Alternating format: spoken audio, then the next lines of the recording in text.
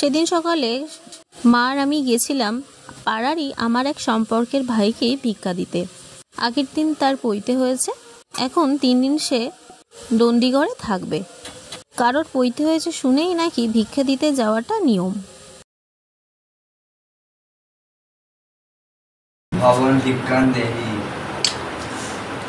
নতুন ব্রহ্মচারীকে ভিক্ষাদান করা ভীষণ শুভ বলে মনে করা হয়।